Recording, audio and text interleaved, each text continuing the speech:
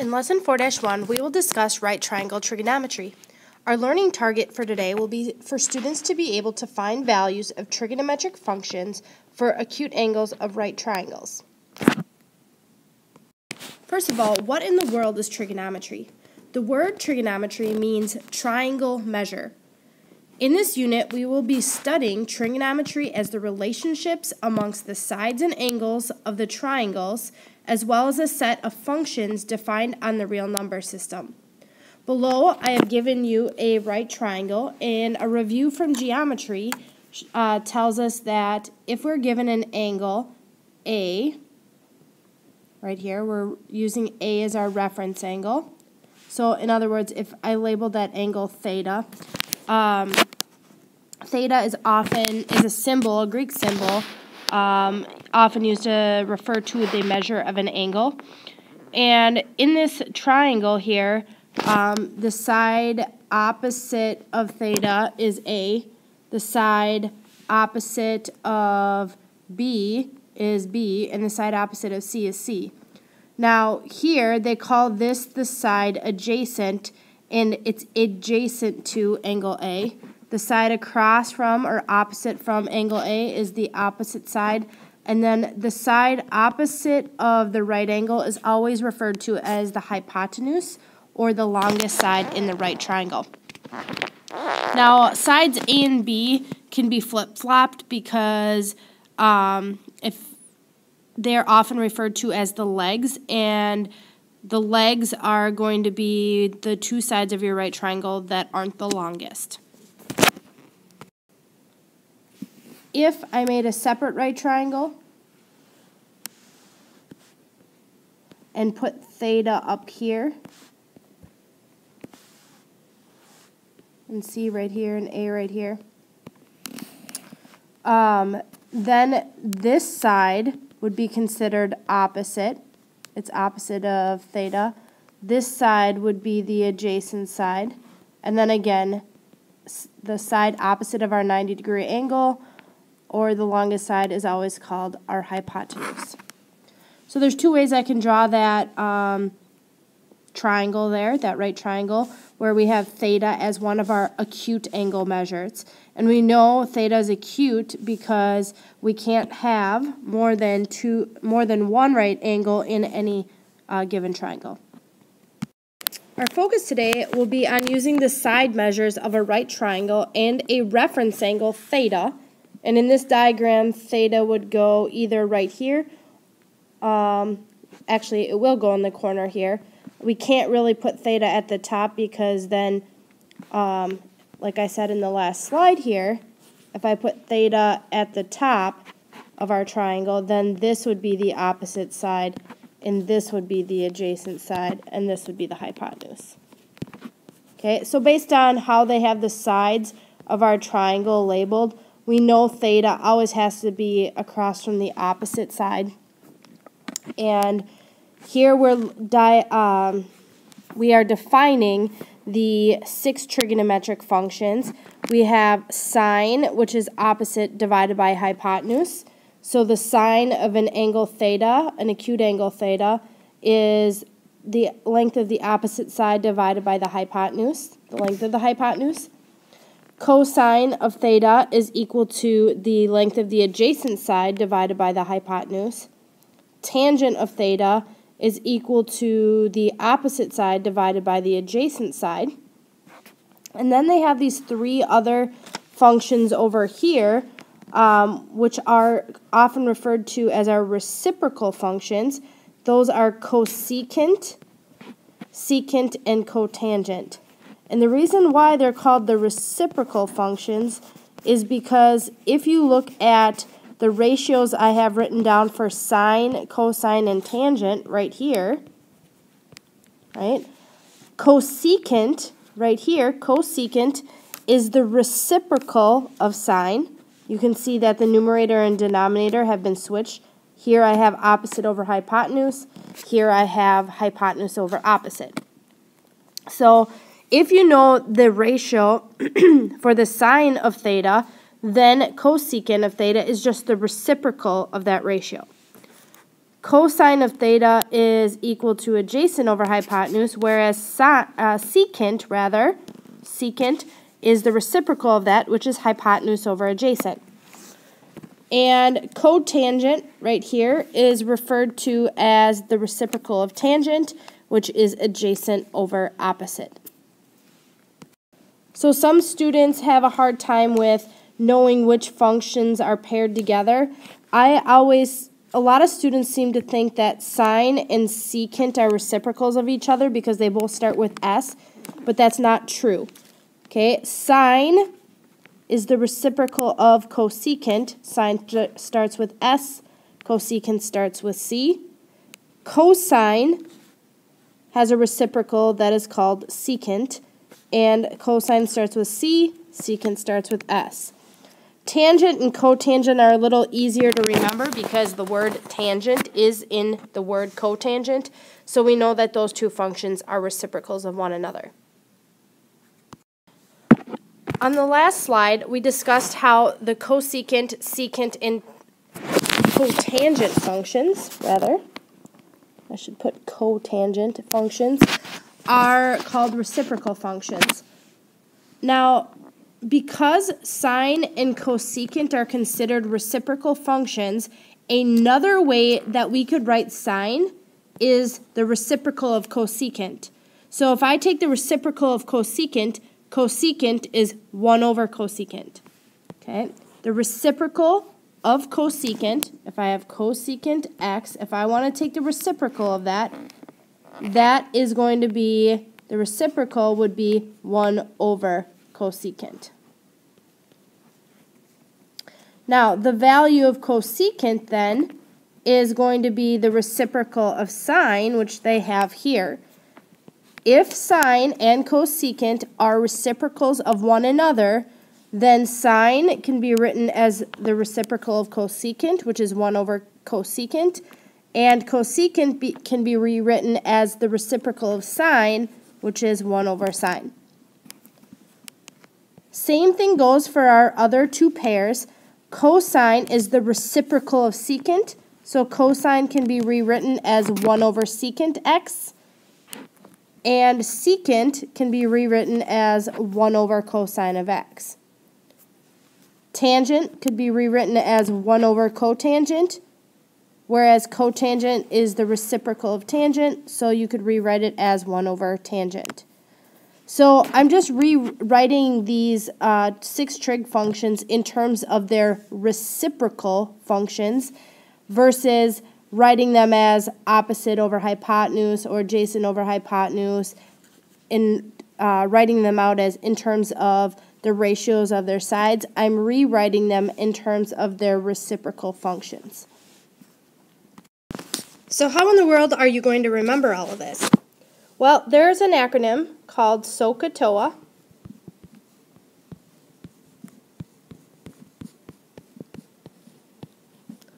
And what SOHCAHTOA represents is the 3 basic trigonometric functions.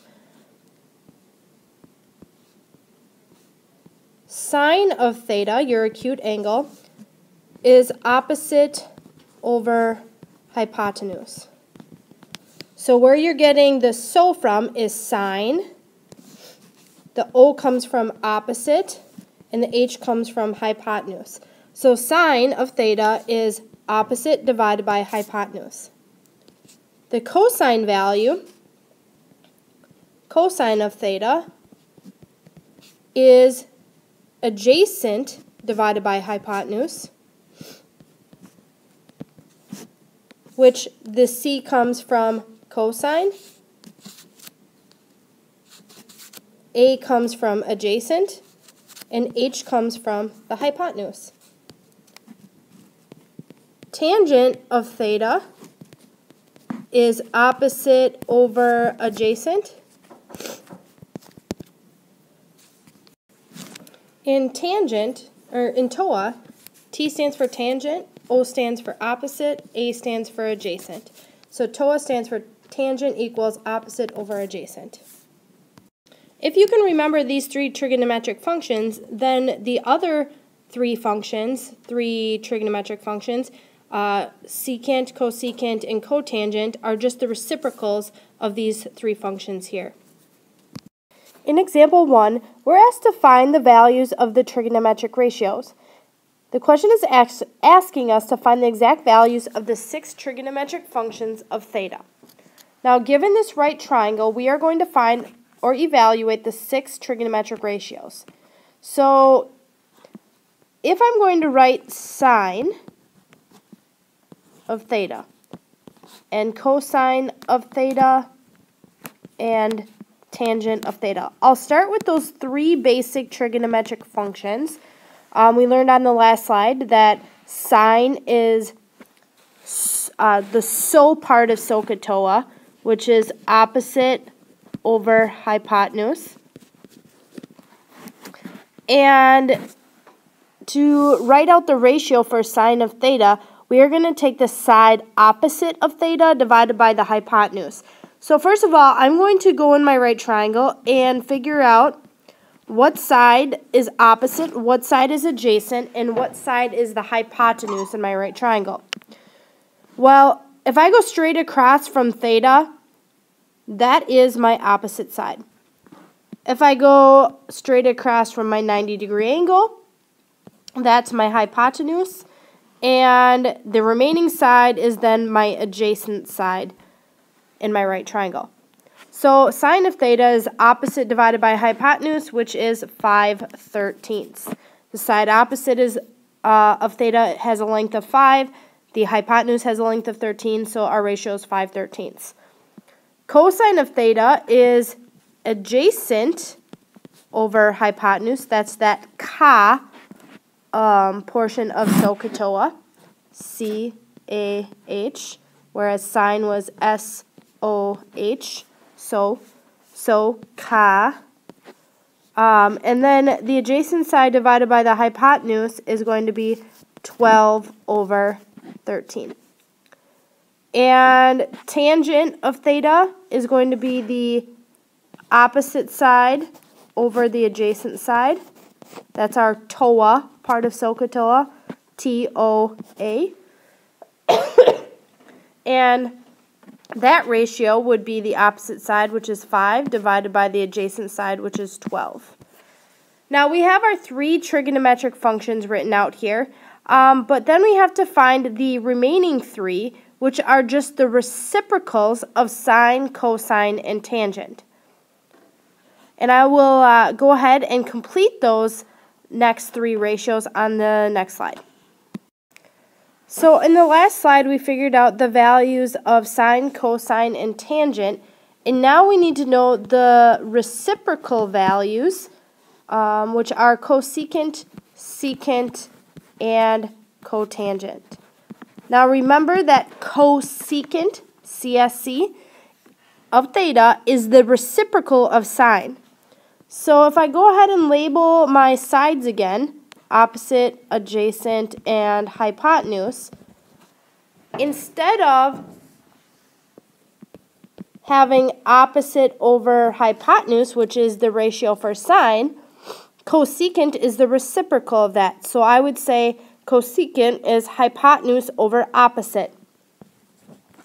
So if I take the hypotenuse over opposite, that would give me 13/5. And for secant, secant is the reciprocal of cosine. Well, if cosine is adjacent over hypotenuse, then your secant value is going to be 12/13. I take that back. Cosine is adjacent over hypotenuse, so we want hypotenuse over adjacent, which is 13/12. So hypotenuse over adjacent is 13/12. And cotangent is the reciprocal of tangent. Well, tangent is that TOA part of SOHCAHTOA, whereas cosine was Ka. TOA means opposite over adjacent, so cotangent being the reciprocal of that would be adjacent over opposite. which would give me 12/5. And there we have found all the exact values of all 6 trigonometric functions of theta. In example 1 checkup, I'm going to ask you to find the values of trigonometric ratios. Find the exact values of the 6 trigonometric functions of theta given the right triangle below. When you have found the exact values of the 6 trigonometric functions, I would like you to submit your answer. In example 2, we are going to be using one trigonometric value to find the others. So in this problem, we are given the ratio of cosine of theta equaling 2/5, and we're asked to find the exact values of the other 5 trigonometric functions. So how I'm going to start this problem out is I'm going to draw my right triangle, and I'm going to label, I'm going to draw theta right here, and I'm going to label the sides that I know. Clearly, if cosine of theta is 2/5, I know 2 of the sides. I know that right here, 2 is the adjacent side, because cosine is adjacent over hypotenuse. So I know that the adjacent side to theta is 2, and I know the hypotenuse is 5. So what I need to figure out in order to find the other 5 trigonometric functions is to go ahead and find the remaining side of my right triangle. So if you remember from geometry, how we find the missing side in a right triangle if we're given 2 of the sides is by using Pythagorean theorem. C squared equals A squared plus B squared. And if I use this Pythagorean theorem right here, I'm going to use C as my hypotenuse, and A and B are my 2 legs, which are opposite of the acute angles in my right triangle. And so I'm going to go ahead and plug in 5 for my hypotenuse. I'm going to say that my question mark side is A. I don't know the value of A yet. And I'll label the adjacent side as B. So I would say B is 2. And I can go ahead and solve for A. So if I go up here, 5 squared is 25, which is equal to A squared plus 4. If I continue solving this equation for A, I'm going to start by subtracting 4 from both sides, and I get 21 equals A squared. At this point, I would take the square root of both sides to get A by itself, and I get A equals the square root of 21. So I know the value of A over here, the length of my, or the height of my triangle, or the length of the side opposite of theta is square root of 21. Now on the next slide, I'm going to use this right triangle to find the values of the other 5 trigonometric functions. So on the last side, we determined that the height of our triangle, or the side opposite of theta, was root 21. And what I'm going to do is find the other 5 trigonometric functions. We already know from the given in the problem that cosine of theta was 2/5. Now, based on this triangle, I need to figure out the remaining 5 trigonometric functions, which are sine. We'll start with sine. Sine is opposite divided by hypotenuse. So here's my hypotenuse, here's my adjacent side, here's my opposite side. So sine of theta would be root 21 divided by 5. Opposite over hypotenuse. And tangent of theta would be adjacent, or opposite over adjacent rather. So the opposite side of theta is root 21, and the adjacent side is 2. So root 21 over 2 would be the value of tangent. And the other 3 trig functions that are remaining are just the reciprocals of what I already have written here. So if I start with cosecant, because that's the reciprocal of sine, cosecant and sine go together, I'm going to take the reciprocal of sine, which is 5 over root 21. And I could say secant of theta is the reciprocal of cosine, which is just going to be 5 halves. Take the reciprocal of 2/5 and you get 5/2. And cotangent of theta is just going to be the reciprocal of tangent. So if I take the reciprocal of tangent, I get 2/√21. Now we have one more step in simplifying some of our answers here. Cosecant and cotangent have a radical in the denominator. And so what we have to do is what's called rationalizing our denominator. We cannot leave a radical in our denominator. So if I took 5/√21 and I rationalized it, I do this by multiplying top and bottom by square root of 21, which then gives me 5 square roots of 21 on top. And square root of 21 over square root of 21 is just square root of 21 squared. So that would give me just 21 on bottom. So technically, the correct response for cosecant is 5 times the square root of 21 over 21. Now, we would do the same thing with cotangent here. Cotangent of theta is going to be multiplied on top and bottom by root 21. And so if I do that, cotangent of theta, once I simplify, would be 2 roots of 21 all over 21. Okay, so the only time you have to simplify those answers is when you are left with a radical on bottom in the denominator. Then you have to take and rationalize your denominator by multiplying the numerator and the denominator by your radical. In example 2 checkup, I would like you to use one trigonometric value to find others. If tangent of theta is equal to 1/2, find the exact values of the 5 remaining trigonometric functions of the acute angle theta. I would like you to work out this problem, and then when you're finished, submit your answers. The last part of this video discusses the special triangles. Now, the special triangles, special right triangles, I should say, you learned about in geometry. They are the 30, 60, 90 degree triangle and the 45, 45, 90 degree triangle.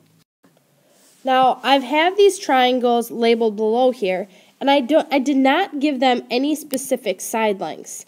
There is a relationship that is very, very, very important in understanding trigonometry. Okay, when we go to graph, sine, and cosine, and tangent waves, you're going to need to know these exact values.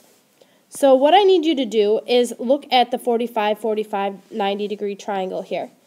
The reason why both these sides or legs are labeled as X is because they are both opposite of a 45 degree angle.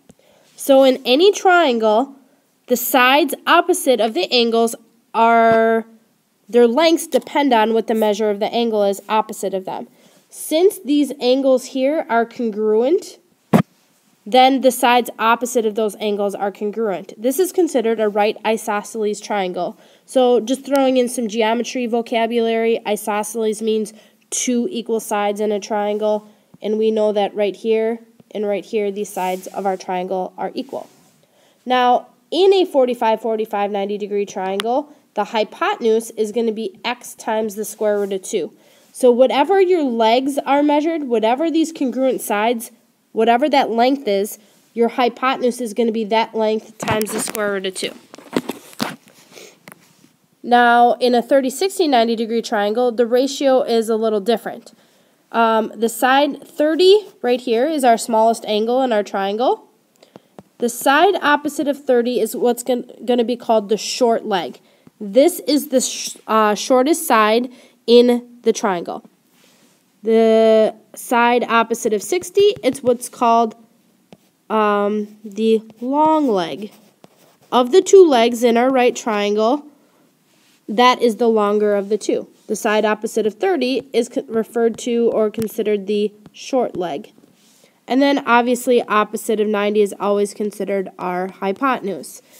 So if the side opposite of 30 is x, that's what the other 2 sides depend on.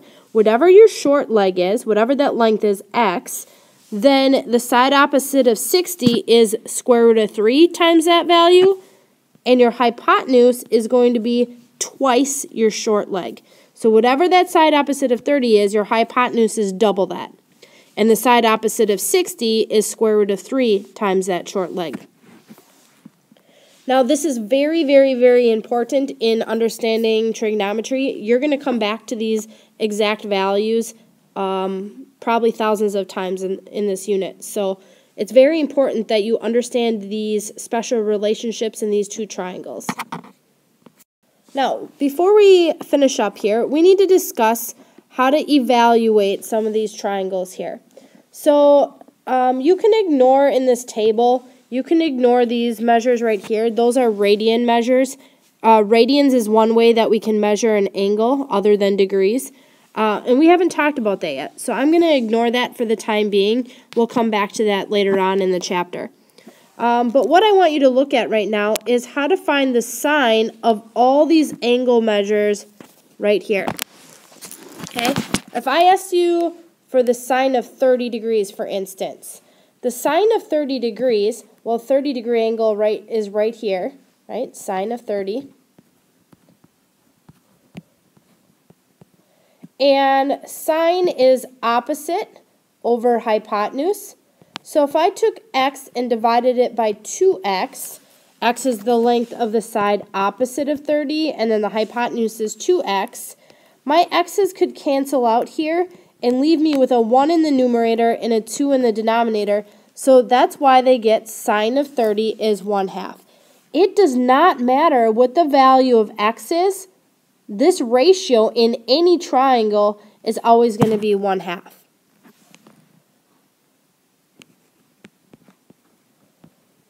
If I take the sine of 45, in a 45-degree triangle, here's 45, sine is opposite divided by hypotenuse. So here I would get x over x square root of 2. Well, again, the x on top and the x on bottom would cancel, and that leaves me with 1 over root 2. Now, if you remember from the last example, we cannot leave a radical in our denominator, so I would rationalize this by multiplying top and bottom by root 2, and I get root 2 over 2 is the sine of 45, which is precisely what they have in this table. Now, if I said sine of 60 degrees, sine of 60 degrees would be, since 60 degrees is up here, now my opposite side is x root 3. My hypotenuse is 2x. So if I have x root 3 over 2x, my x's can cancel out right here, and I get root 3 over 2, which is exactly what they have in the table. Now, we didn't talk about 0 degrees and 90 degrees yet. We'll get to that when we discuss the unit circle. I'm more concerned right now that you know the exact values of 30, 45, and 60-degree angle measures. Okay? You could go and do the same type of work for all the other trigonometric functions. Specifically, we could look at cosecant compared to what we got for sine up here. Cosecant is the reciprocal of all these values. So if I take the reciprocal of 1/2, I should get 2. If I take the reciprocal of root 2 over 2, that would give me 2 over root 2, but once I rationalize that, I get root 2. Here, root 3 over 2, if I take the reciprocal of that, I get 2 over root 3, and actually, we probably should have rationalized that by multiplying top and bottom by root 3, and so we should have gotten 2 root 3 over 3. Okay, same thing here. They should have rationalized the denominator and multiplied top and bottom by root 3. So this concludes our video for today, and we will continue learning about trigonometric functions in future videos. In example 3, I would like you to find the exact values in a special triangle. I would like you to find the sine of 30 degrees, cosine of 60 degrees, and tangent of 45 degrees based on the special triangles we just discussed in the last slide. Once you have found your answers, then press submit.